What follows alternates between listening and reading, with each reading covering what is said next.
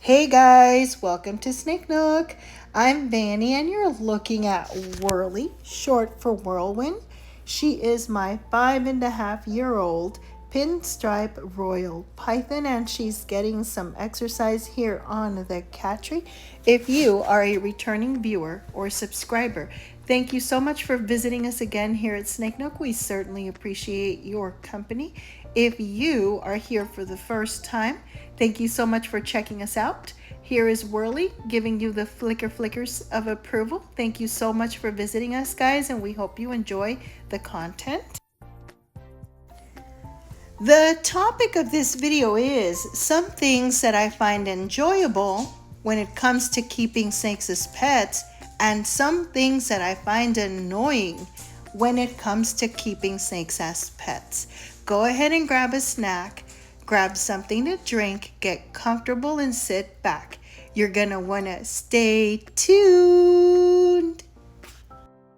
So let's hang out here with the whirls just a little longer and let's go ahead and get into it.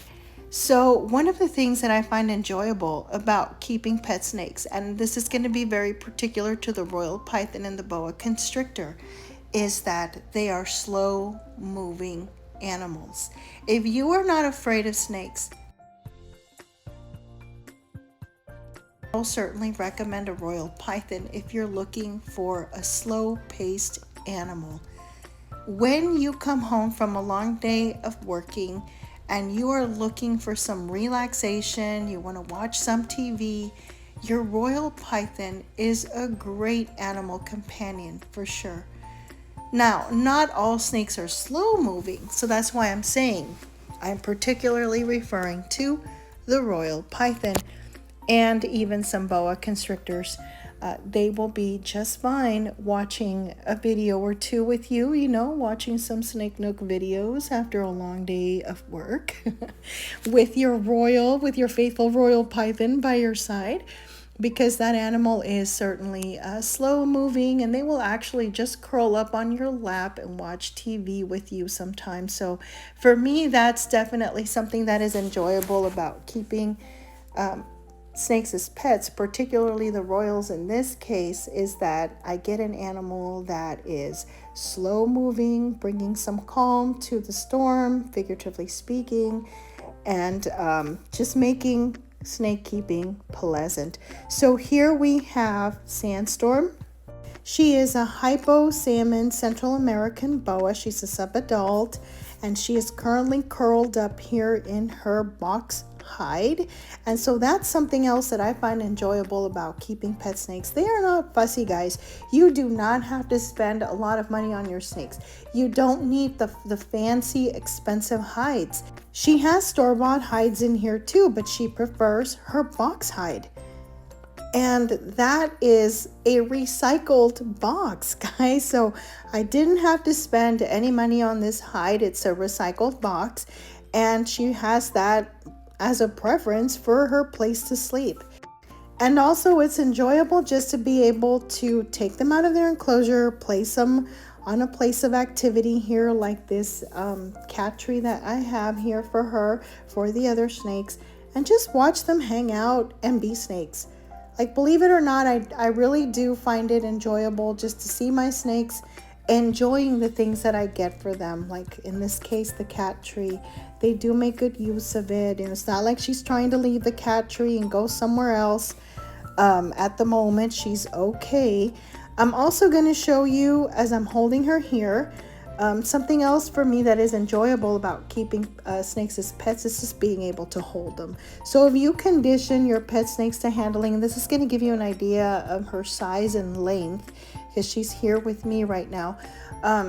Something else that is enjoyable for me as a snake keeper is just being able to hold my snake.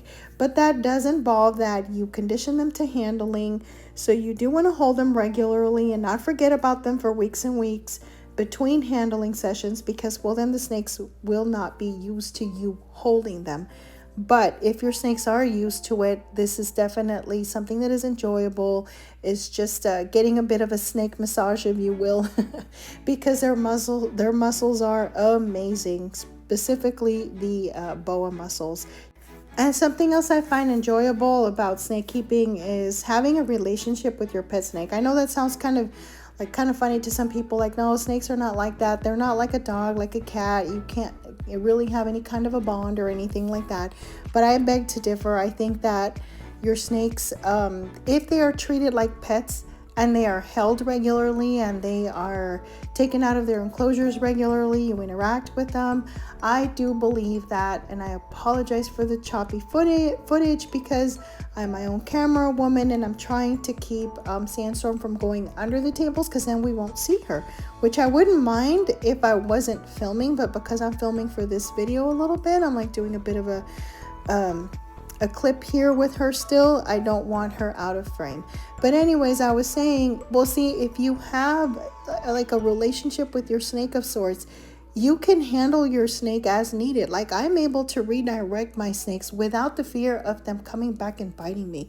So this is enjoyable, having that like relationship with my snakes like I would any other animal that I can keep as a pet, like for example a dog or a cat. I'm redirecting my snake and I am not afraid that my snake is going to snap back and bite. That is enjoyable, just knowing that I can interact with my snake, redirect as is necessary without fear. So now we're going to move on to Thorn. So this is Thorn. He is the lone colubrid here at Snake Nook. I haven't had him in any videos recently, I don't think. So I thought I want to show Thorn for a little bit here and just talk about what makes him unique here at Snake Nook. So something that I find enjoyable about keeping snakes is that I can also keep a species that is unique, such as the Emery's rat snake or the Great Plains rat snake. This guy is actually and you can see his food bump there from like 2 days ago. It's like kind of distracting me.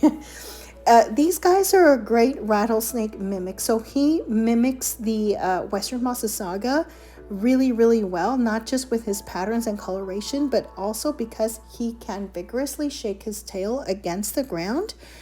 And he can sound like a rattlesnake, like a real rattlesnake. He's not going to do it for me right now because he's not really startled.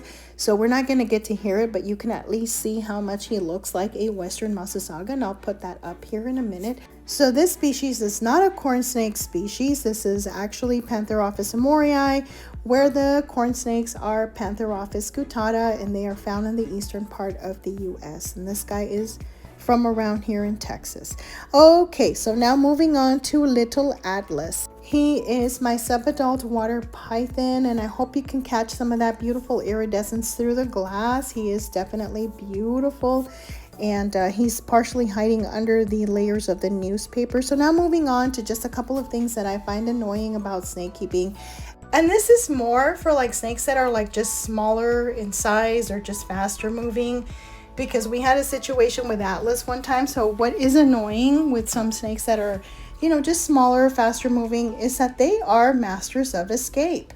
We had a situation with Atlas one time. So this little guy was able to escape his tub in the middle of the night, and Mickey found him. So Mickey's my cat.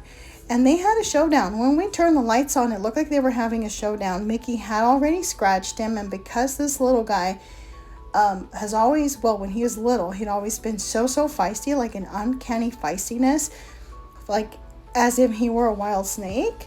That's the way he used to be when he was little. And I think that saved his life, because he was not backing down and he was looking Mickey straight in the eye. So that was really scary. It was past annoying actually, but that's definitely something that can be annoying when it comes to pet snakes, that they are masters of escape.